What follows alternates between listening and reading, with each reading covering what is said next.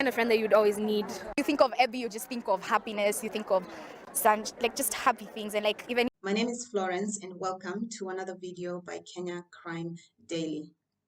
By the way, at Kenyan Crime Daily, we cover Kenya-based crimes, solved and unsolved on a weekly basis. If this is content you enjoy watching, you should definitely consider subscribing to this channel.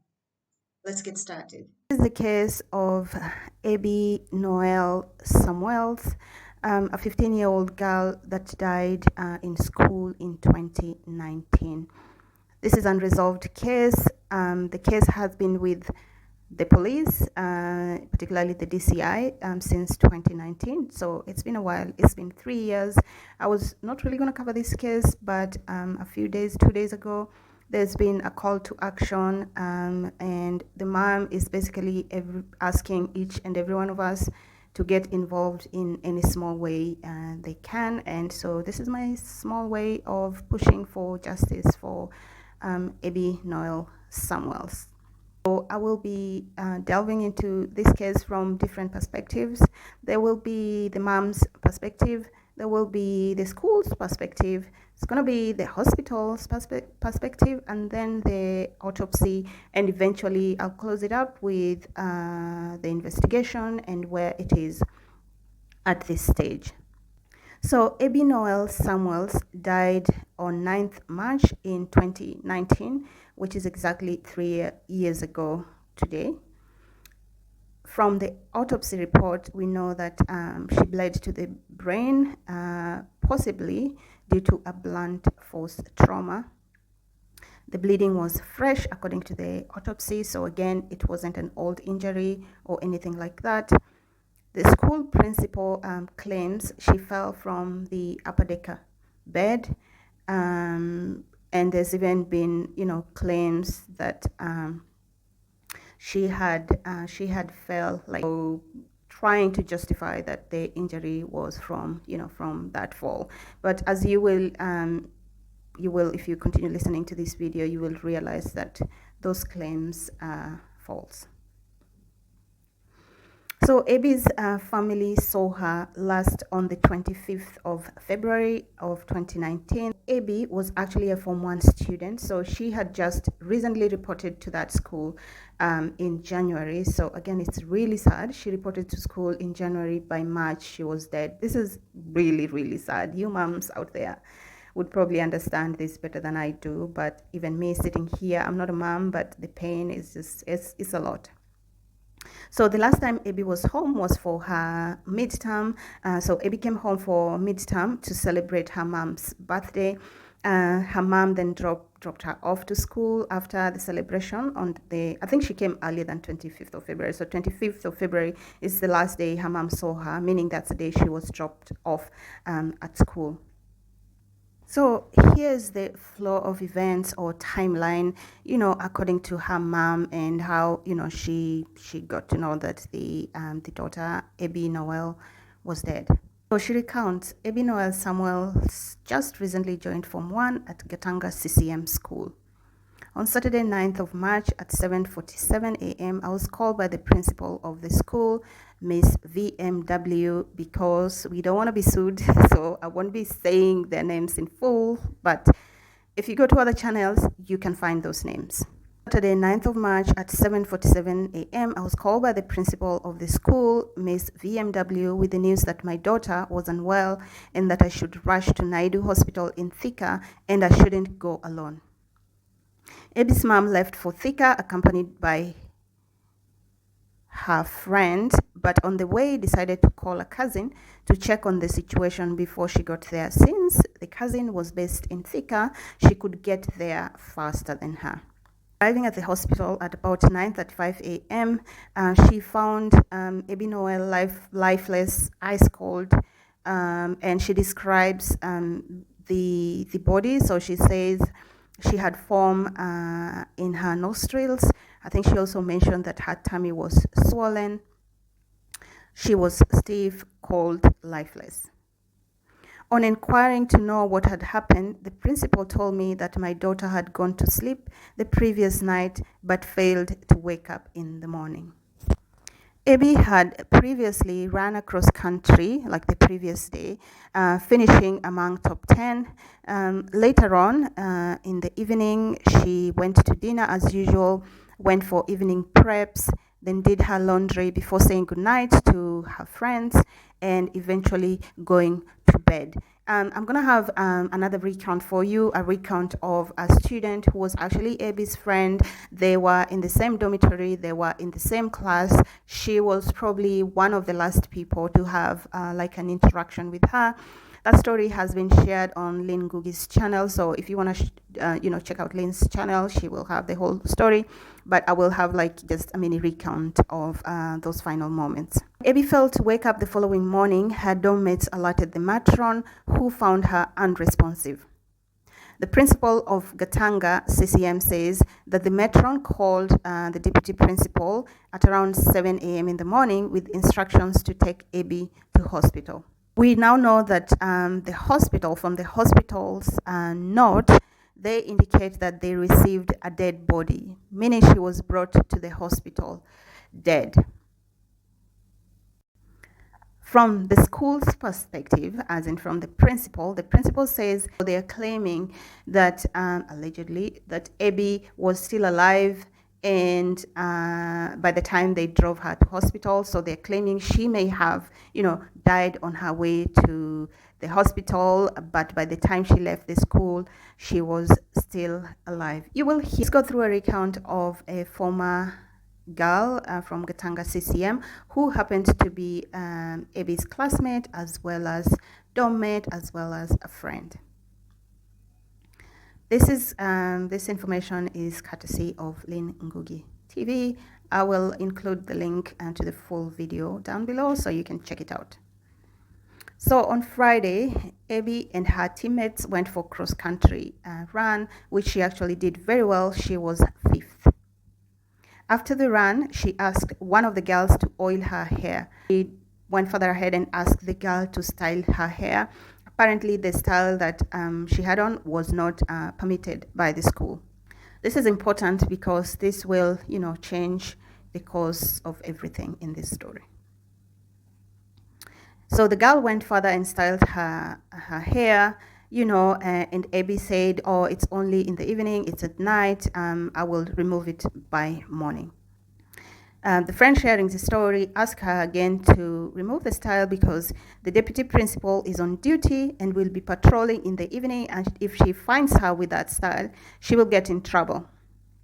She continued to argue that it was late and today is Friday, we'll go to the dorms early, so, I will undo it.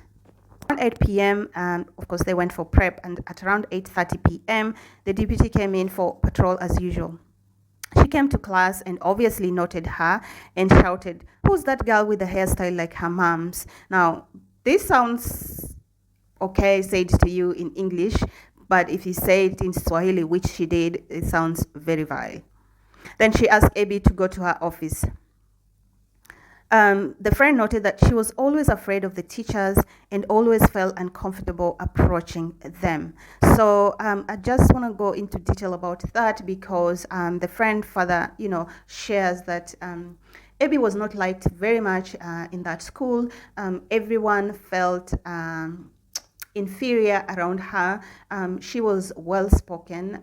She had very good English, I believe, from her background. And according to her friend, she had this beautiful full hair on her head, which now when we talk about it, it's very, very sad because to think about it, not being liked for being great is actually so bad. So Ebbie came back to class at around 8:48. Remember, the patrol was 8:30, so a whole almost 20 odd minutes ish she was away in the principal's or deputy principal's office. So she came back to class and she was crying. She went to her desk but did not sit down, and she immediately went out. She only took her handkerchief and went to the bathroom, and the friend followed her. The friend asked what was wrong, and she said the deputy principal beat her up. She said the deputy principal hit me with a Bunsen burner pipe. She was, according to the friend, she was hit everywhere, her entire body. She was swollen everywhere. The friend particularly asked where she had hit her. She said she was hit everywhere, including her head. She also further mentioned that the deputy wanted to shave her hair off. In the defense, Ebbie told her to let her go home. She'd rather get a suspension than get her hair cut. So you can clearly see that she was a girl that could stand up for herself. But unfortunately, the teachers failed her. If she was even ready to go home, the worst you can do to a child is just send them home, give them a suspension. The friend describes the deputy principal as harsh and very strict. She says the entire school used to fear her. Students would sweat around her. She was feared. After this, her friend encouraged her to go to the matron to get some painkillers so she can get some relief. But Abby, being an organized girl, decided that she was going to wash her clothes, after preps, so that she can avoid the morning rush. The matron came in at 9:45 p.m. and she gave Abby the painkillers. And then Abby took the medicine, I believe, and then went to sleep. The girl also mentioned, because we know that the school mentioned earlier that Abby, there was an earlier fall, forget about the falsified Deca fall. Abby had fallen earlier on, and the girl said that on Monday of the same week, Abby had a fall and actually had to go to the matron again to get some painkillers for a headache. So I think she slipped while washing her clothes in like one of those concrete slabs, and she slipped sideways. So obviously that still does not really explain the injury from the back of her head. So she slipped. It wasn't anything serious, but she had some headache, so took some painkillers from the matron. The fall happened on a Monday. She was okay Tuesday, Wednesday. Thursday is when she received the medication. Friday, she went for the cross-country run. In the morning, Saturday, she was dead. I was just thinking, I don't know what kind of painkillers he was given, but according to the friend sharing this information with Lynn, she said that it was always the same. Anytime you went to the matron sick, you're always given the same painkillers, and it would be Panadol or paracetamol. So yeah. After this, we are told the matron went in and then immediately alerted the principal. And then, according to the recount of this girl, the principal went straight away and brought in the car. And Abby was carried to the vehicle, according to this girl's recount. So on Saturday, they woke up at about 6:30 p.m. because usually Saturday they need to be in class by 7:20 a.m. They should be ready and in class by that time. So everyone got ready, as in all the girls in the dorm.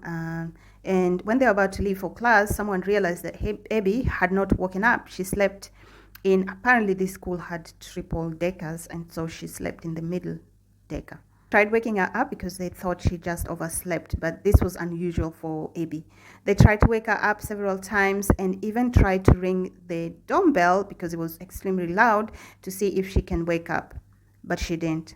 So they went ahead and alerted the matron.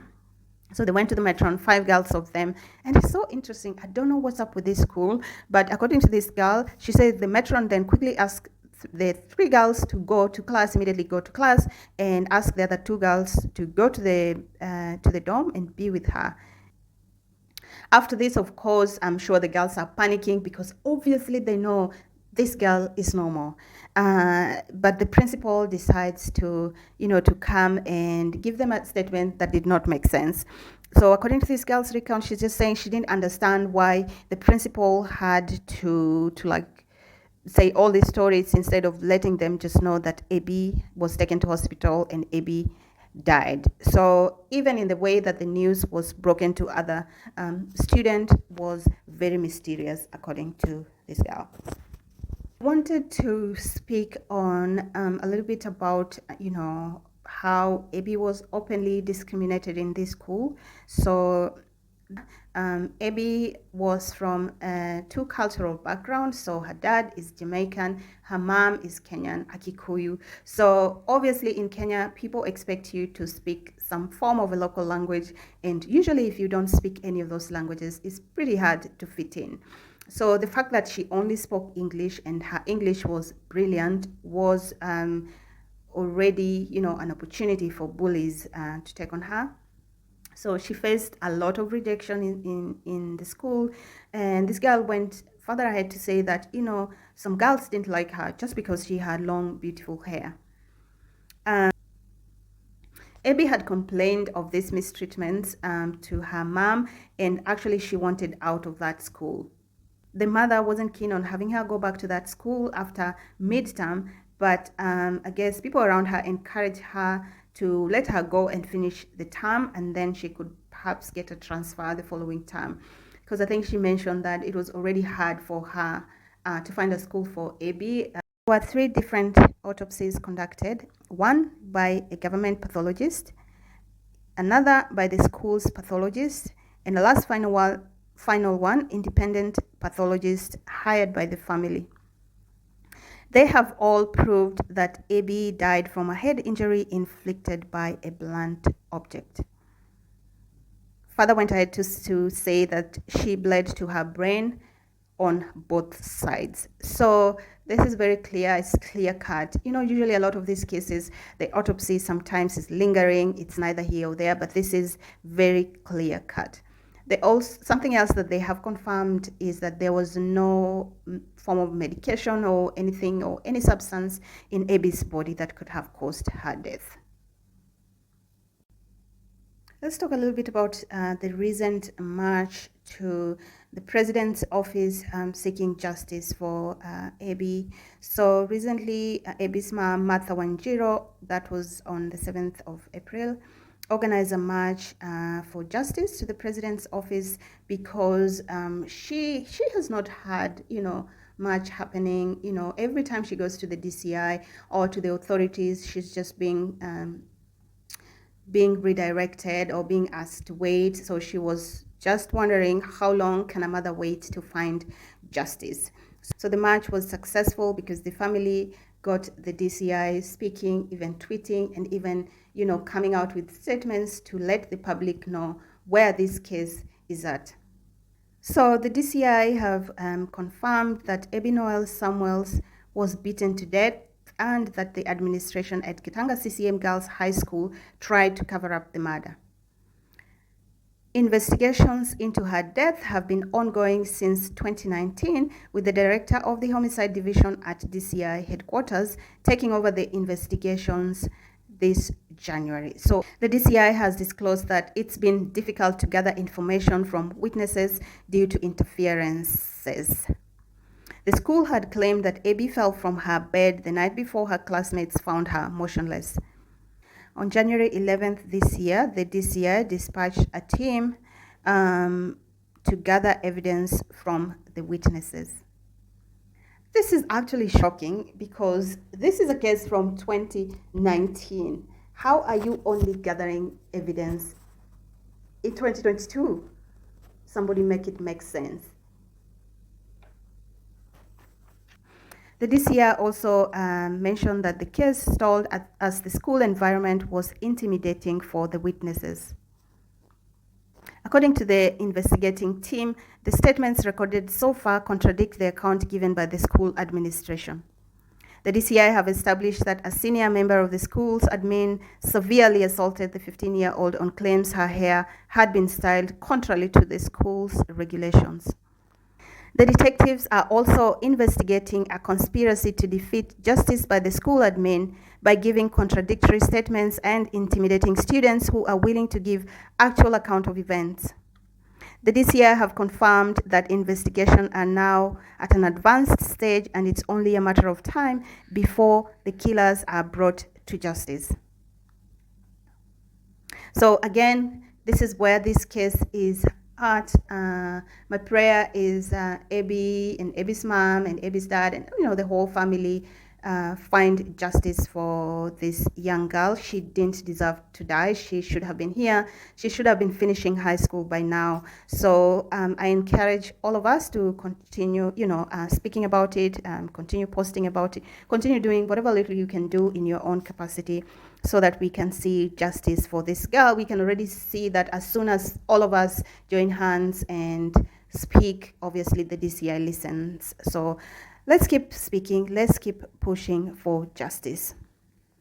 The other thing to note is that the mom, so Ebbie's mom, has called on all of you parents not to take your girls to this school. So I'm praying and hoping you can listen to this advice, because we know that the school has even changed its name. So the school was previously called Gatanga Girls High School, and it has since changed its name to St. Annie Wright Gatanga Girls School. This is an actual attempt to conceal murder. So please do not take your girls to this school. Protect your children at whatever cost. You'd rather have your children at home with you, homeschool them, or whatever it takes. Thank you so much for watching. Make sure you like this video. Make sure you're subscribed to my channel for more or similar stories. Let's keep pushing for justice. Thank you so much for watching. See you next time. Bye.